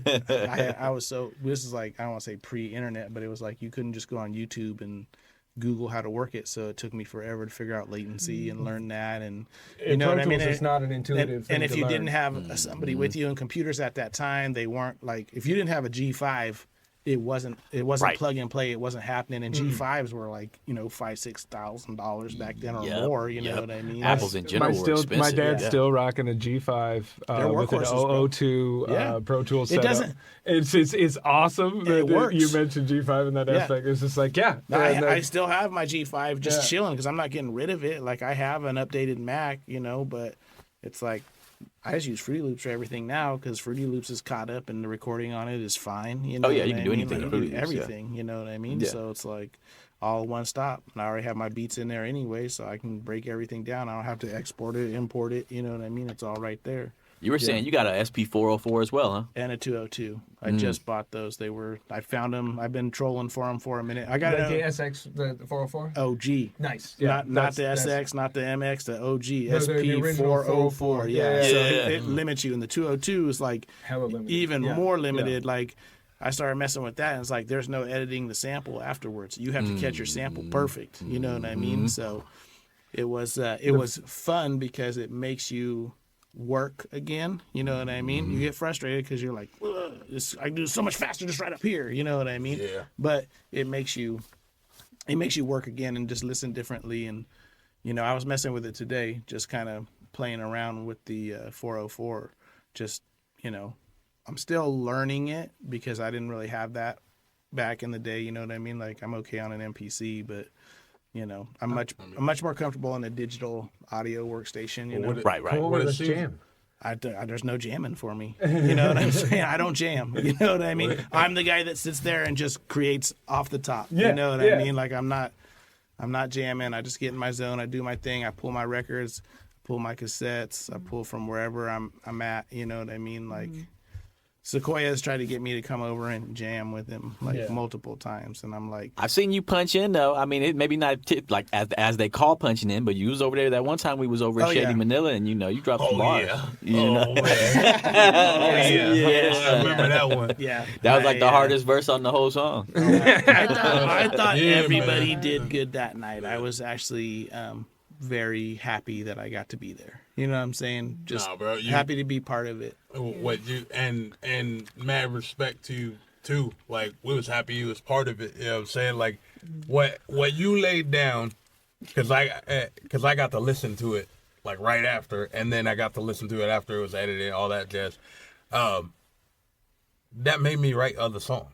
You know what I'm saying? Like listening to it, and I was like I say I have like 5 or 6 songs in rotation that like when I'm like, all right, I got that itch. All right, if I gotta write, that's one song, and I'll skip to your verse. That's because you were. Don't get me wrong, I listened to the whole song, but that's because you were in the room when you saw the beast get unleashed. Yeah, you know? that's what I'm saying. You have no idea. I say, I talk down here, but I rap. Yeah, here. You see a whole different. It's a different. When I tell you actually told me that story before, like we were talking, taking a break, and you told me the story of like Casey. Oh, he goes off when it's time to go off. And I was like, nice. No, we was like this, dog. We was like, that exact story. If you wasn't like this, you wasn't listening to him. Yeah, like put it that way. Right. Like holding on to the wall, like we gonna be all right up in here. Thank you. Right. This ain't my. This is for them. You know what I'm saying? I appreciate the flowers. I literally had to change my whole verse up because I was coming. I was weak on what I was doing, and I was like, that's how it's supposed to be. Right. Yeah. Exactly. That's how it's supposed to be. You know what I mean? I want to say that's what I was Yeah. trying to do, but you know what I'm saying? Like every MC in the room should feel that way. They should feel that they have to come better than with their best. You know what I mean? Like if you can't, and if it's okay if your best isn't as best as everybody else's, you know what I'm saying? I'm not talking about me personally. I'm talking about anybody in the room. You know what I mean? That's okay as long as you came with your best when you did it. That's one of the things that I like about being at Sequoia's is everybody's there and doing it, and that's really why I got on it, because it reminded me of when I was younger, and that's how we used to do it. We'd all be in a room. It wasn't just like, yo, I'm gonna send you this track, I want you to get on a verse, bro. You know what I'm saying? Like we all kind of was in a room talking trash, and Sequoia's like, oh, what's the song gonna be about? And everybody's like, oh, I don't know, this, that, this. You know what I mean? I'm like, the song's about this, let's just do this. You know what I mean? Just keep it simple. There's however many, was there 6 people there that night or something like that? Yep. Yeah. So and originally I wasn't gonna do it. Because I was like, nah, We had to get him. That's awesome. And then also, if you listen, little tidbit here, if y'all listen back to the song or whatever, we kind of made each one of, I don't know if every single one, but at least 4 of those verses have your name or they have something to do about you. Yeah. There's another one that I've done over there with him recently. That's I don't know when he's gonna drop it or whatever. So, and it's a full 16. I'm pretty happy with it. And it's just another one where I went over there and he was pressing me to rap, and I said, I'm only gonna rap if you rap. You know what I mean? I'm not going to do this unless you rap on it too. And then he's like, well, dude. I said, then I'm not going to do it, bro. You know what I mean? Like, if you want me, I said, I'm not going to, because a lot of times what Square do over there, and I think it's cool that he does it. I just don't get down like that. I'm like, you're not going to take my 16 and then plug 2 other rappers on it without me being there or having no control or say or creative input on it. You know what I mean? I just I don't work like that. Right. So it says, if you want a 16 from me, the song is me and you, and then we can decide whoever else we want on it at that point. Yeah. Yeah. Also, when we did Verge, Folk and Friends, did the last song, Hard Times, I was like, he sent me the song. Originally, the song was, I went first, and then we did the chorus, and then Sequoia went second. Or whatever. I was like, nah. I want you to go first. and give me that same verse, but pour your emotion into it. You know what I'm saying? Like, do your thing, whatever. And then I want you to sing over me in the chorus. And he was like, I don't know. I don't know. And I was like, no, but I want it. It's both of us going through hard times in our own way, but the chorus is us going through hard times together. Yeah. So I want that portrayed on the song. You know what I'm saying? And so he's like we played it back, and I was like, you see what I'm saying? Also, Yes. my deal with that other song that we all did together is when he's like, I'm going to put it out where you want to be billed on. I'm like, don't bill me. Don't put me on it. Right. Don't put my name on it. And he's like, no, I have to put your name on it. I'm like, if you put my name on it, you take me off the track, bro. and Ruffian like hits me up and he's like, bro, you're like on this track, but you're not. Yeah. You're not, Oh, he's on the track. You're not Yeah. mentioned. Yeah. And I'm like, it's fine. Everyone bro. else It's like, mentions his name. that's not what it's about for me. You know what I mean? I would Yeah. rather if everybody makes it if you make it to the end of that track, and then you learn that I'm on the track. That's the way I felt about it. You know what I'm saying? Like, No, I asked Sequoia. I was like, because I'm listening and I'm like, oh, Casey told you to take his name off of there. You know what I mean? Like, he told you. You know what I mean? That's also why we were really trying to just be a band, and because it takes away from like no, who I think we it's are as amazing people, what you guys do. you know, and it's just Thank like, I mean, yeah, we're all like special snowflakes, starshined, and people that are flying through the air on this magic space planet. But like, I like the aspect of a band because then it's like, it's a unit. It's also you're banding together to try to get it to do it. Like when we record and write, like if you come over and write with us, you will end up hanging out for the first couple hours to hang out. That's how it is. Only because like I've done a lot of like improvisational music and stuff where you have to get on their wavelength, and I've never been really good at like churn and burn.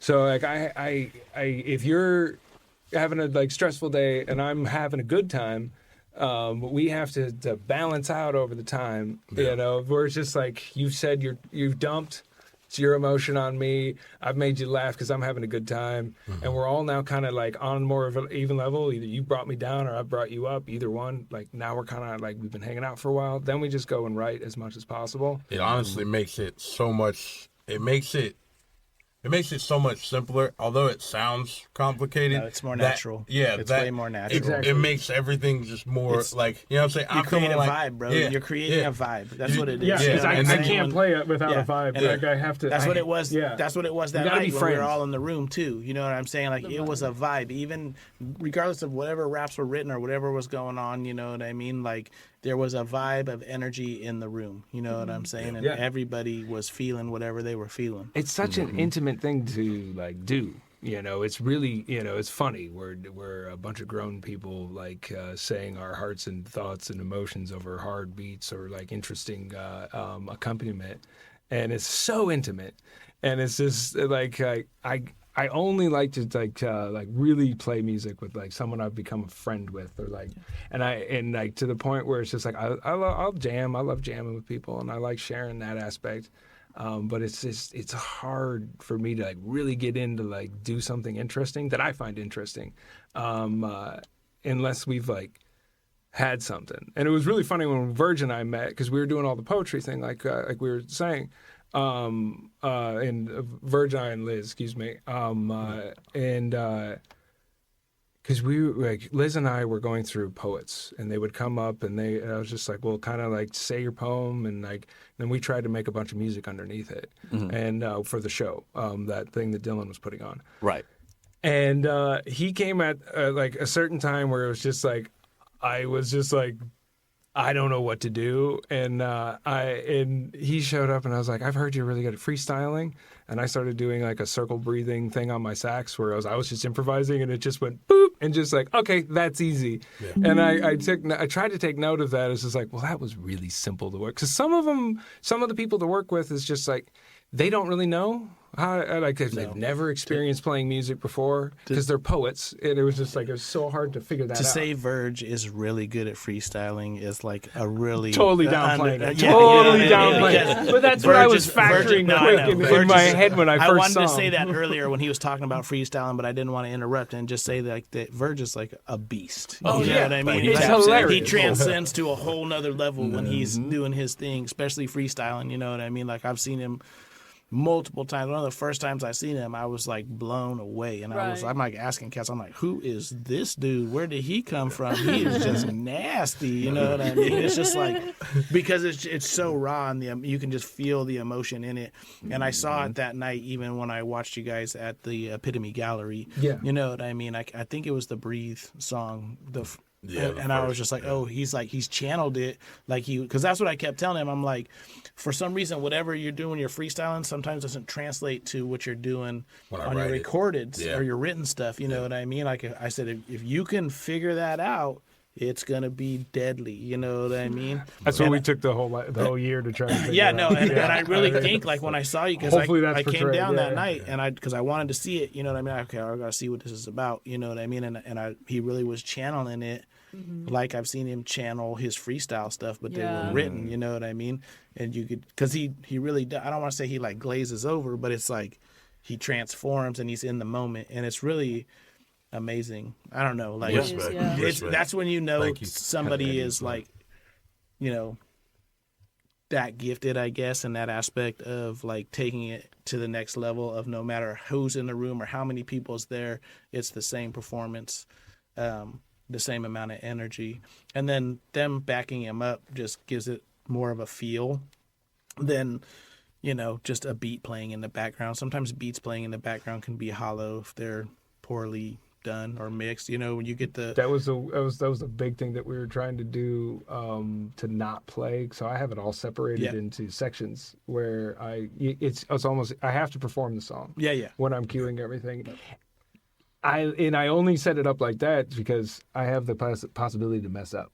That makes it better though. Pressure. It's more in the moment, you know what I mean? It's just like doing 6 things at once. Sometimes I will mess up and I will laugh, and we'll all laugh together if you're in the audience with us. But it's just like, and it's fun. But that's it's part of it. That's a live performance, not somebody that gets up and just raps over the top of their song that's already playing. You know what I mean? Right. Like, no disrespect on nobody that does that, but you know, I've said this before on here and multiple places. You know what I mean? I just feel cheated as a fan when I show up to watch a show when I see somebody do that. You know what I mean? Like, if that's how you get down, it's cool, bro. It's just not for me. You know, I'm just an old head. You know what I mean? I want to see you run out of breath. I want to see where your breaths are. I want to see your emotion on your face. I don't want to see you posing for the gram. You know what I mean? Right. Because the live version should always be somewhat different, and it also should be special to the, like, specifically to that night, to those people that are seeing it.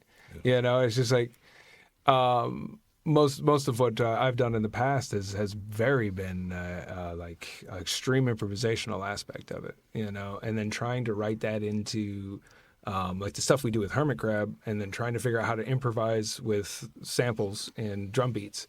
That's why I sectioned it off like that, and then now trying to take the expansiveness of what we do with Hermit Crab and trying to concise it down to like something that's like, we're not writing a pop song, but like I always think in pop formula, you know, where it's just like you have a verse, you have a chorus, you come back to the hook, you know, and there's bridges, there's pre-choruses and stuff like that. That's what I say when I say pop music. You know, it's like it's the you have to have the formula. Yeah, the stuff that's just like a normie could hear. You know what I mean? It has to have some sort of flow. Or like some linear progressive piece that lasts for 20 minutes, which I'm into. I love. It's like, you know, but it's just like to find someone that they like.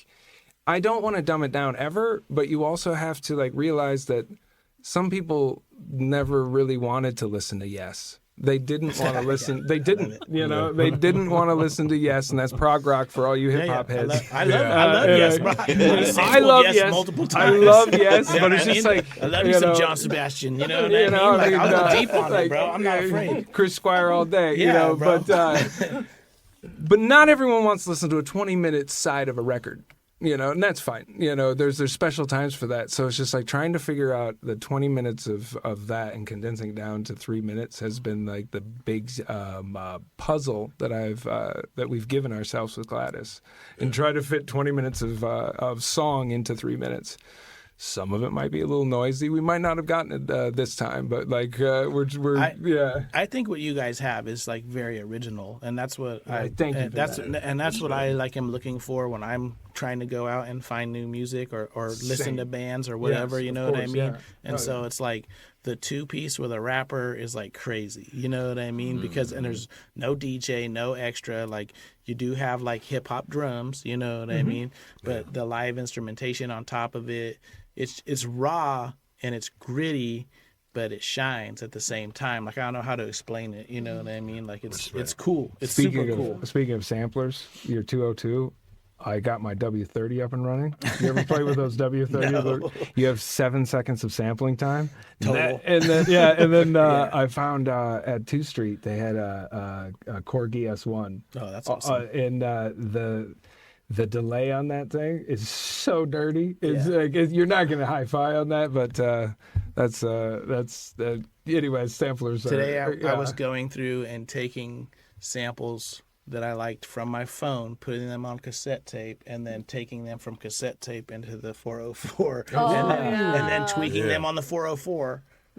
Back to the computer. You know what I mean? Just to give it. That's what I meant by jamming. You know, that's what I meant by jamming. Just getting extra grit on it. You know what I mean? And giving it a different feel and different EQing. And I'm giving out secrets, but nobody's gonna do it like I do it anyway. So you can have all the recipe. You ain't never gonna cook like me. No. Your ears are your ears. Right. Yeah. Extra humble.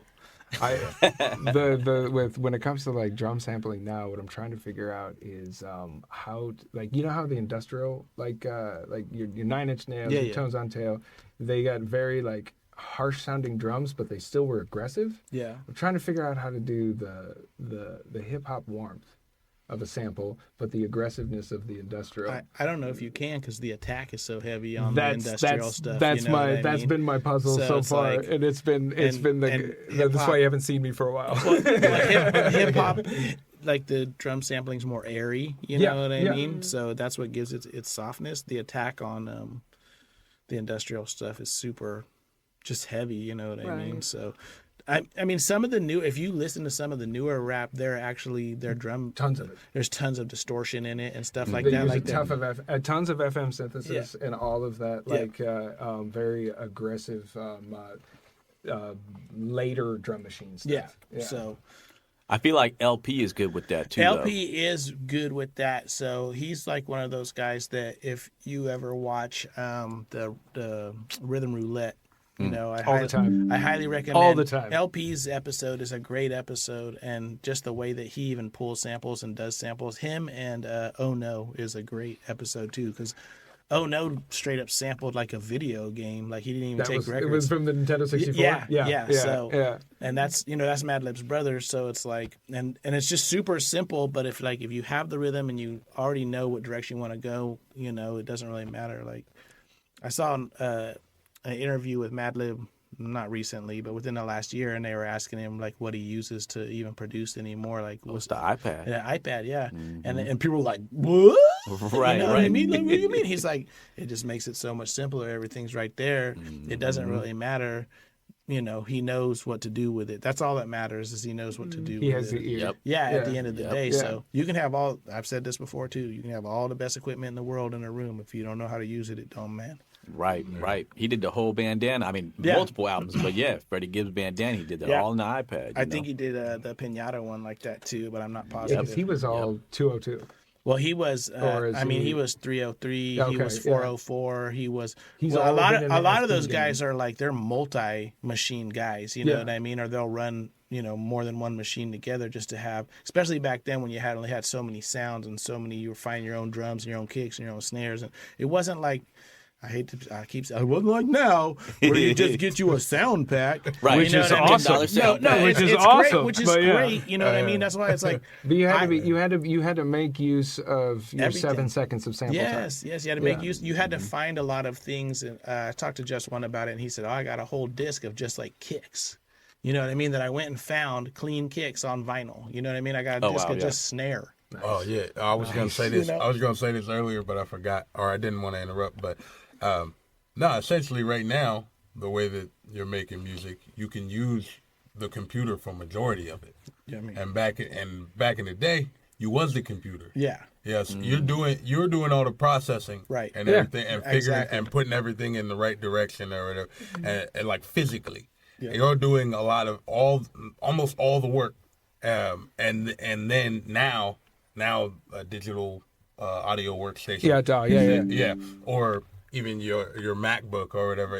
If people want to like mess with AI and all that stuff, you can get it to do. It ain't gonna sound the same, which they shouldn't feel the same. Exactly. I don't agree with it, but that's just my opinion. I mean, like, you know what I'm saying. But they do what they do. If you're taking AI, so I'm for AI. If you want to take AI and create your own sample with AI and then chop that sample up into 10 different pieces and then rearrange it to your own beat, all you're doing is the same thing as what sampling was doing before in my mind. You know, that's just using the robot to be creative. That's but right. If the robot is your creative. No, well, but that all being said too, I can also take a sample pack, take a drum loop, take whatever thing they have in there, plug that on top of the drum loop, take another thing over here, plug that on top of the drum loop, not even cut anything, and then say, I just made this beat. When all I really did was just assemble assembled the burger, you know what I mean? Like I didn't put no extra seasoning on it. I just stacked it all up how it's supposed to look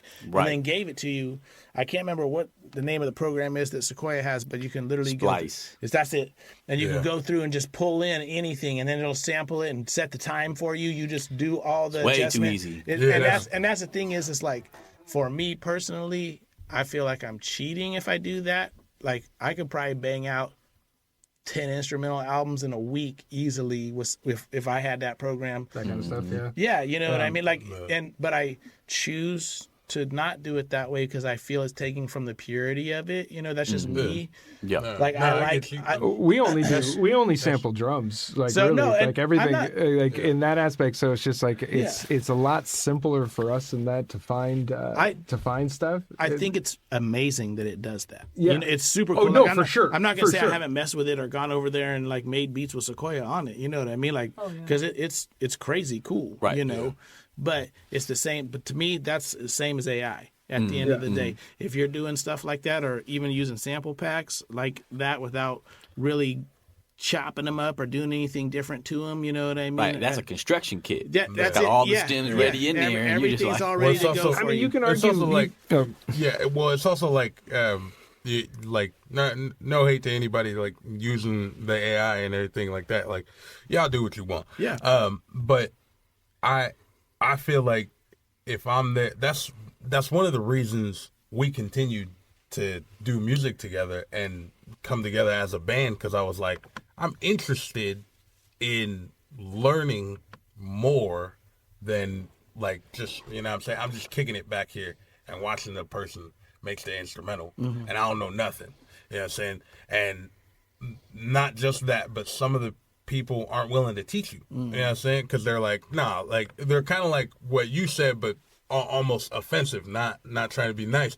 Like, that's my recipe, I give it to you, but you can't cook it like me. They won't even do that. Yeah. You know what I'm saying? They're like, nah, I'm not gonna show you the recipe. You can't even use my pot. That's like, right. You know that's hater. You know what I mean? Like, I'm never. I never. They're out there like that. Yeah, though. I never understood that mentality. Just because, you know what I mean? Like, if you really gonna be better than me, then be better than me. Yeah. You know what I mean? And if you better than me, I'm gonna tell you, bro, you killing it. You know what I mean? That's just me. Not everybody feels that way, I guess. I don't know. I don't know. I always want to see everybody be talented and good no matter what. And I don't care if you better than me or not better than me. At the end of the day, I'm still me. You might be able to do this better, but I still do this over here. You can't do that. You might be able to do that better and that, but you can't do this. You know what I'm saying? So I'm just like multifaceted. It's almost like a full-on compulsion where if anybody asks me, how'd you do that? I'm just like, did you ask? I'm the same I way. just want to tell you everything about it. Let me show you. You know, it's just like, Come did on you say? over. First off, let's start. Do you know your chords? Do you know your scales? No. You don't? Cool. Let me tell you. Oh my God, it's gonna be so fun. You know, so it's just like anybody, because that's what happened to me as a kid. I walked up to people, certain people, especially the ones that I was in a band with, because all the guys I was in a band with when I was like teenager, they were all in their 40s and 30s, right? And I was like, what are you doing? How do you do that? And they show me. And then there was like a couple of like the jazz guys, you know, the ones that went to college, and they'll tell you about it. I would ask them. I was just like, how are you doing that? And it's just like, well, what school did you go to? And I was like, I didn't go to school, man. I'm just trying to figure it out. Between classically trained and just knowing. It is, and it was the difference between you paid for your education and in the aspect that you don't really want to give it away because you paid a lot of money for it. Which, you know, I understand where you're coming from in that aspect, but it was just if anybody's interested in any type of music, I'll talk to you for days. And just in the aspect of like, I just want to tell you as much as possible, and anybody as much as possible, just in case, so the knowledge keeps going. Yeah, you know, in that aspect, it's just like I'll be dead soon. You know, everyone will be. So more people can learn. You know, and if we keep pushing music, it's like if I learned something cool and I imprinted it on someone else, and then they went and did something amazing with it, like I couldn't even dream about it. I was just like, I'm not taking no credit for that, but I'm just saying in the aspect of like, that's cool, because someone helped me to get there to tell them, and then they did this, and then they did this. You know, it was just like, sweet, I could be that. That's the kind of cog in the chain I'm down to be. You know, feeding two birds with one seed. Keep pushing this weird little thing of music. It's just like, because you know, you get too philosophical with it, because it's such a strange thing we're doing in the aspect of like, it's just. Random frequencies. To hold people's attention with frequencies. It's just frequencies and pulses set to words in a rhythm, and it's just like so magical, and it's so simple. It is magic. It's amazing. It's funny because you saying you casting spells. You know what I'm saying? I remember he was saying that was Hap Hathaway. It was Hap that was saying we casting these spells on the podcast. That's right. Yep. My dude, shout out Hap. And if you've ever seen someone sitting there with their arms crossed, like I'm not going to dance to this band, and then like 2 songs later they're cutting a rug and they look, you know, they're looking like that dumb no one's looking dance, my favorite dance of all, and it's just like, that's the magic. That's the thing that that's why we sit for like hours at a time to try to figure out like, well, how do we run this program? You know, how do we figure this out? Because I just want to make these guys dance just a little bit, just for at least for like an hour of just give us an hour of your time. I can't fix anything. I'm not pro nor against. You know, I don't have the power for that, but I can at least give you that 15-minute break. Yeah. You know, like that government sanctioned half-hour lunch. Like, I'll give you that, and that'll be our music, and then you can at least just. It's not going to fix anything, and it's not going to hurt anything, but it's going to give you just like, you know, when you come back after taking a break of something frustrated, like, oh, that's what the problem was, and then you solve it. You know, it's just like that's what I think music is there for. We're not here to like solve a problem or make a problem.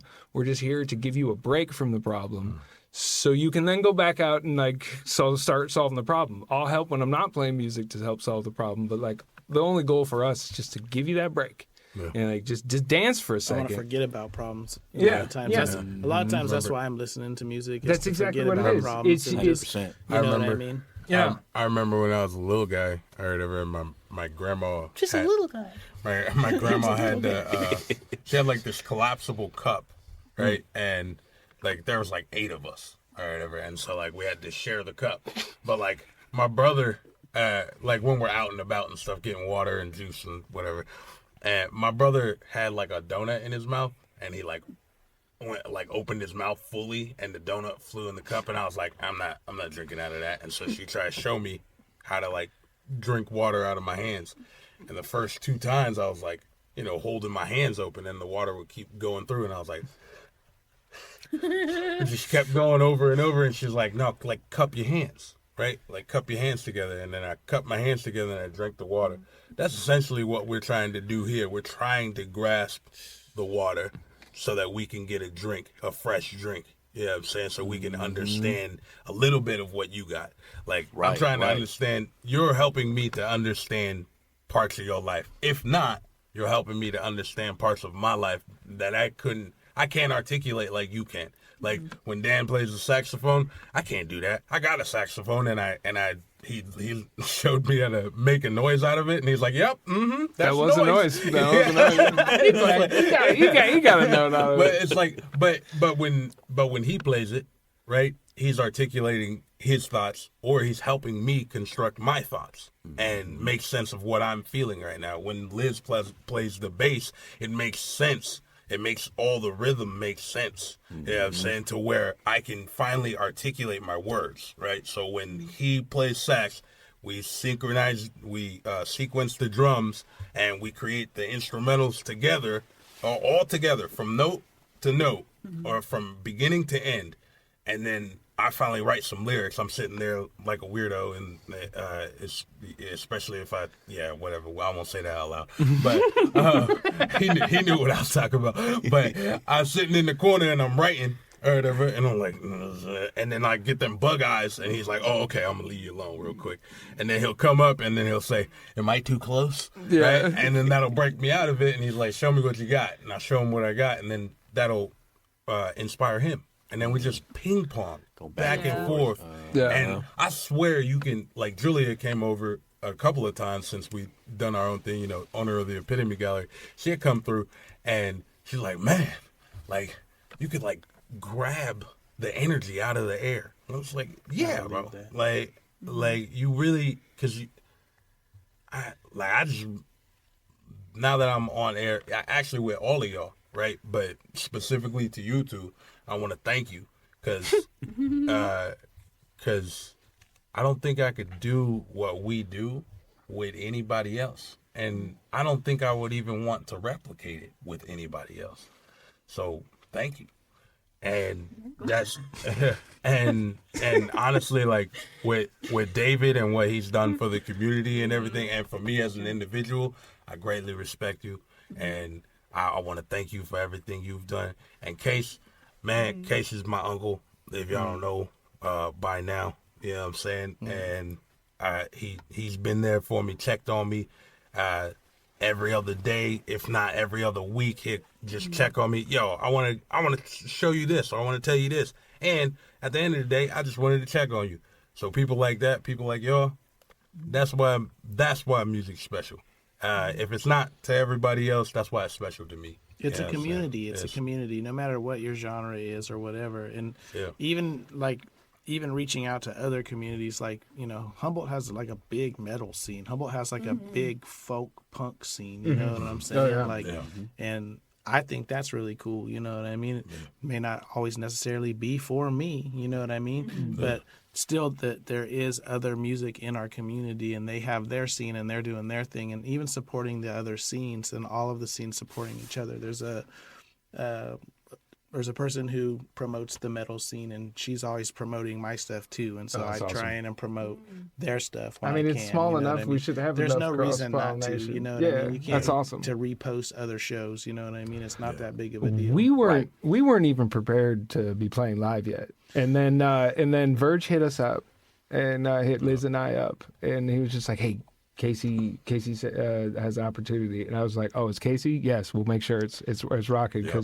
Because just talking to you and then seeing the result from, like, I mean, the Blueprint show was the first one I've seen. I know you've done tons, but that's the first one I've done back though. I haven't been back in a little while too, because I was here in my early 20s, but either way, it doesn't matter. But as soon as he said that, it was just like, oh, it's gonna be a good show, and it's out of outer space, and I was just like, everything is checking the boxes of what I want to do, because like in the aspect of being a musician out in the world, we were just playing a show at a bar around here, and they were asking for like, Liz has a different band, Good Time Charlie's, and hey, can you get a little bit of this? Sound guy's gone.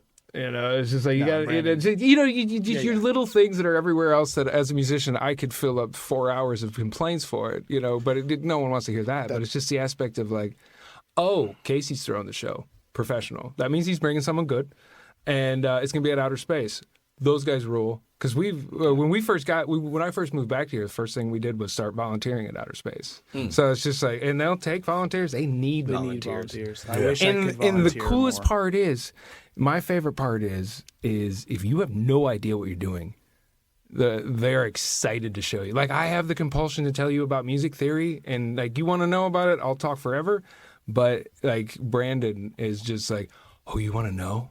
Yeah. Down. Or like Marina and everyone else that works through there. I mean, there's and like, most of the times when we show up, there's like 2 or 3 people that are volunteers, really kind of green, and they don't know what they're doing.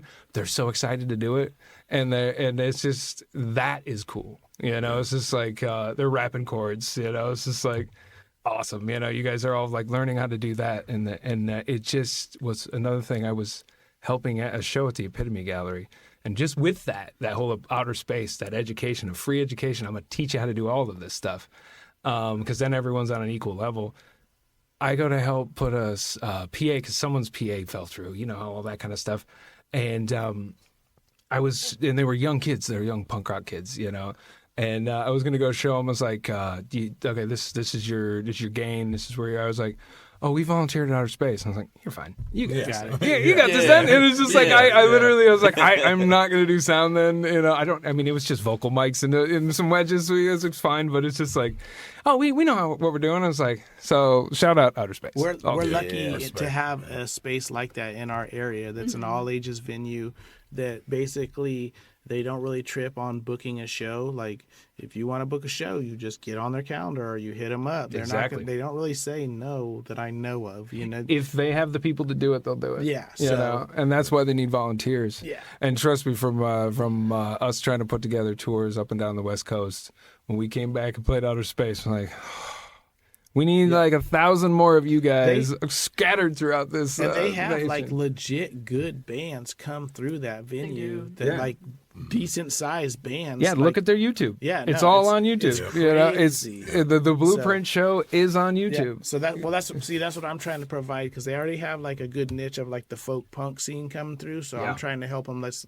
get these guys coming through with hip hop too. Try and sell these special shows that are like a little more intimate, a little more up close. It's just whether or not is the artist into it or not. And so I'm trying to find these artists that are a little more grounded, a little more level-headed, a little more down to earth. Not so I gotta have the green room and all yellow M&Ms. You know what I mean? Like I'm not doing all of that. Right. You know, I want to provide a good show. You know what I mean? And that's why I asked them to do the show, because I know they're gonna bring good energy, and what they're going to do is going to be amazing. That's why I asked Eli to do the show, because Eli's going to bring good energy and he's going to be amazing. I'm sure Coolsy's going to be great.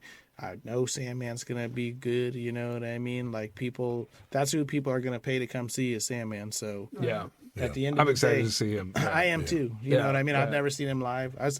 It's kind of the same thing as Blueprint. I'm not going to sit here and say I'm the biggest Sandman fan from back in the day. I really hadn't gotten to his catalog until I booked the show. And then I dove into the catalog and I was like, I knew who he was. I had songs, you know, here and there on playlists of my own that I came across and liked, you know what I mean? But when I really dove into the catalog, I was like, oh, like, your boy's nice. You know what I mean? Yeah. Where's he coming out of? He's out of Queens, New York. Oh, wow. Okay. Yeah, so, and he was on Stone's Throw. He was on Rhyme Sayers. He was on Mellow Music, I think, too. Mellow Music Group. Yeah. And then now he's on his own. Damn it, I can't remember the name of it. He's going to be mad. But 30-something or other. But he's not like, you know, when I went and talked to Goldie on his show, Goldie was like surprised that he was coming to play outer space. And he's like, this dude's like nation, you know what I mean? Like, how did you get him to be able to play the outer space? And I says, it's just the deal that I worked, you know what I mean? I just saw that they were on tour, they had a space. I says, hey, I can fill this space. I can guarantee this. I just did this. I had X, you know what I mean? Print already said he'd vouch for me. Hit Print up, he'll say everything was cool. I'm straight on my bread. I'm good on my business. I'm not a fanboy. You know what I mean? Like it's all about handling business at the end of the day and having good working relationships with people when they come to town. You know what I mean? And then hopefully they want to come back, and hopefully you can do it again and it's just as or more successful. You know what I mean? Like But I don't think I would want to bump it out of the outer space ever, because I like that venue and I like the sound, man. And it's a cool vibe when, like, multiple people told me that Blueprint show, like, how good it was. Like, when I saw him when he came back with Greaves, and then I was telling one of the other dudes I know, I was like, bro, I thought he killed it tonight, like way harder than the Outer Space show. He's like, nah, that Outer Space show it'll never be better than that.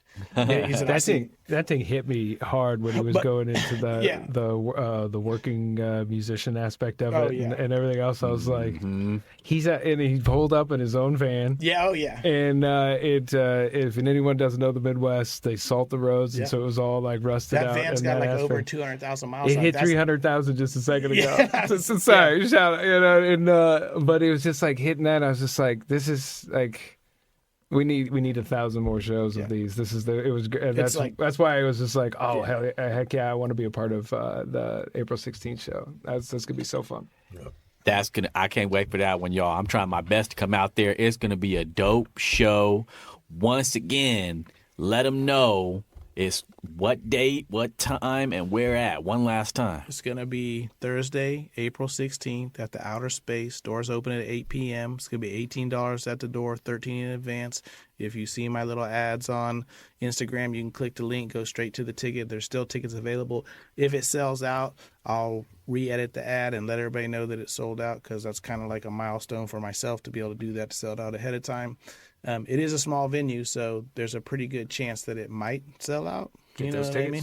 So you might be standing outside, if that happens, and watching it on the TV outside. If you're good with that, cool. You know what I mean? Right. It's going to be a better vibe inside with everybody else. Exactly. The sound is good in there. The sound is great in there. Right. I'm sure that he's going to bring a good set. I know that Gladys is going to bring a good set.